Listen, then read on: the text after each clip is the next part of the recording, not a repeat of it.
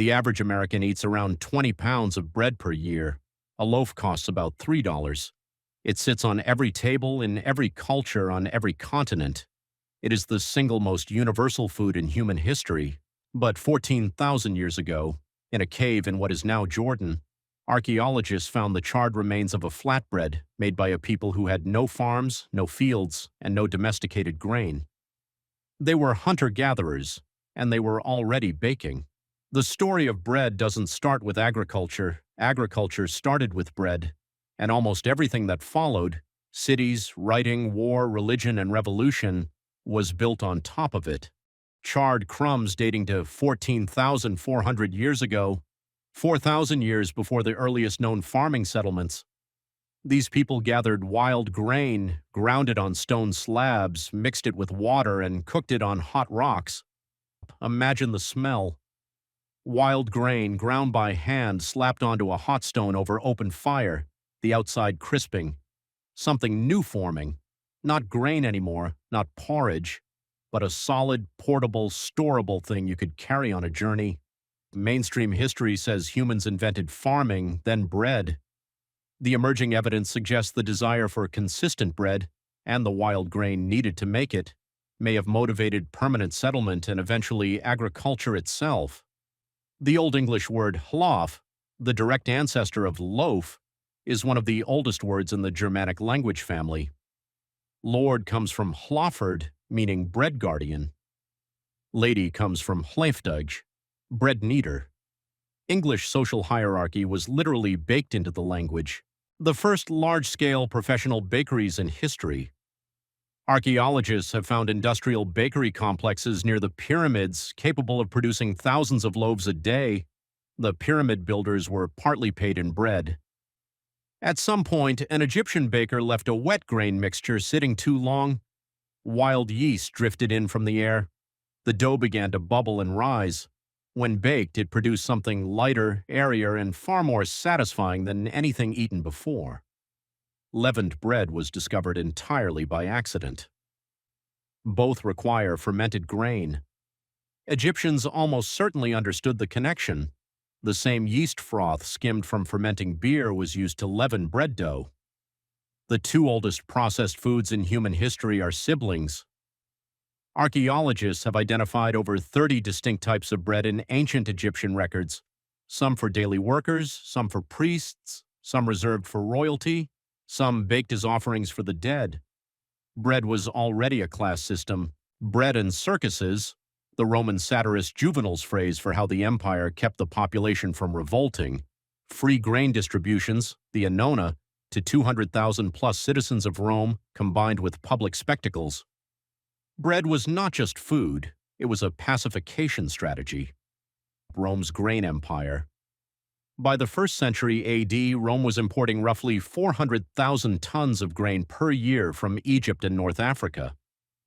The entire Mediterranean trade network existed largely to keep Rome's bakeries running, control the grain, control the empire. The Roman Bakers' Guild, the Pistores, became one of the most powerful trade organizations in the ancient world, legally required to pass their profession to their sons, prohibited from leaving the guild, and given special legal protections. Bakers were too important to be allowed to quit. When grain shipments failed, emperors fell. The bread shortage of 190 AD triggered riots that contributed directly to the assassination of Emperor Commodus. No loaves, no throne. For most of human history, white bread was a luxury only the wealthy could afford. Milling out the bran and germ was expensive and labor-intensive. Brown bread was what the poor ate. White bread was a status symbol. Industrial roller milling, 1870s. New steel roller mills could strip grain to pure white starch at industrial scale, cheaply. Suddenly, white bread was affordable for everyone. The working class finally got what the rich had always eaten, and within a generation, deficiency diseases began rising sharply across industrial populations. The stripping problem. Roller milling removes the bran and germ, and with them the vast majority of the fiber, B vitamins, iron, and zinc. The loaf that looked like prosperity was nutritionally gutted. populations eating industrially milled white bread began developing pellagra, beriberi, and widespread iron deficiency on a scale never seen before. The enrichment cover-up. By the 1940s, the problem was so severe that the U.S. government mandated enrichment, artificially adding back a handful of nutrients that milling had removed. Bread companies marketed this as an improvement. They were advertising the partial restoration of what they had destroyed. The Chorleywood Process, 1961. British scientists developed a method to produce a loaf in 3.5 hours instead of the traditional overnight proof, using lower quality grain, more water, more yeast, more additives, and intense mechanical mixing. Today, 80% of UK bread is made this way. It is cheaper, softer, and lasts longer. Whether it qualifies as the same food that sustained civilizations for 14,000 years is a reasonable question. The French Revolution, 1789. The immediate trigger was a bread crisis. 2 consecutive harvest failures sent the price of a loaf to 88% of an average worker's daily wage. The Women's March on Versailles, the event that forced the royal family back to Paris, was a bread riot. The revolution that changed the modern world began with a queue at a bakery. Marie Antoinette almost certainly never said, "Let them eat cake." The phrase appears in Rousseau's writing years before she arrived in France and was likely never spoken at all, but the fact that it stuck tells you everything about how bread shortages breed class fury. World War I and the bread weapon, the British naval blockade of Germany, 1914 to 1918, was primarily designed to cut off grain imports.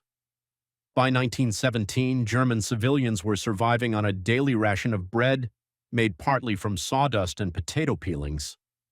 The blockade killed an estimated 400,000 to 750,000 German civilians. Bread was a weapon of mass destruction. The Arab Spring, 2010 to 2011, a Russian drought and a heat wave in Australia destroyed global wheat harvests and sent grain prices soaring. In Tunisia, Egypt, Libya, and Syria, where government subsidized bread and populations spent up to 40% of income on food, the price shock was catastrophic. The uprisings that reshaped the Middle East were ignited in significant part by the price of a loaf. The same dynamic that toppled Roman emperors toppled modern dictators. The pandemic sourdough moment, 2020. Global flour shortages as millions of people confined to their homes instinctively returned to the most ancient form of bread making. Sourdough starter cultures, wild yeast captured from the air and kept alive through daily feeding, some of which trace living lineages back decades or centuries, spread across the world in a matter of weeks.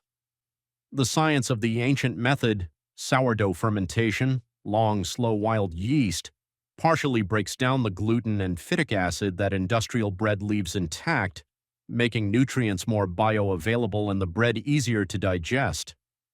The method hunter-gatherers stumbled onto 14,000 years ago is, by most nutritional metrics, measurably superior to what the Chorleywood process produces in 3.5 hours. Heritage grain revival. Farmers and bakers are now reintroducing ancient wheat varieties, einkorn, emmer, red fife, marquis, that industrial agriculture nearly drove to extinction. Some of these grains have flavor profiles and nutritional compositions that modern commodity wheat simply cannot match. The climate threat. Wheat is among the most climate-sensitive crops on Earth. Rising temperatures, shifting rainfall, and increased drought frequency are already reducing yields in major growing regions. The food security of billions of people depends on solving problems that ancient bakers never had to think about. Bread has been a wage, a prayer, a political weapon, a class marker, a public health disaster, and the spark of at least 2 revolutions. Lord and lady, the very words we use for social rank, are bread words. The loaf in your kitchen right now connects you to a hunter-gatherer pressing wild grain onto a hot stone in a cave in Jordan 14,000 years ago. The yeast floating in the air of your home is the same wild organism that accidentally leavened an Egyptian baker's dough and changed the texture of human civilization. You are eating the oldest thing humans have ever made. If this changed what you'll think about at breakfast tomorrow, subscribe. There's a lot more history hiding in the things you touch every day.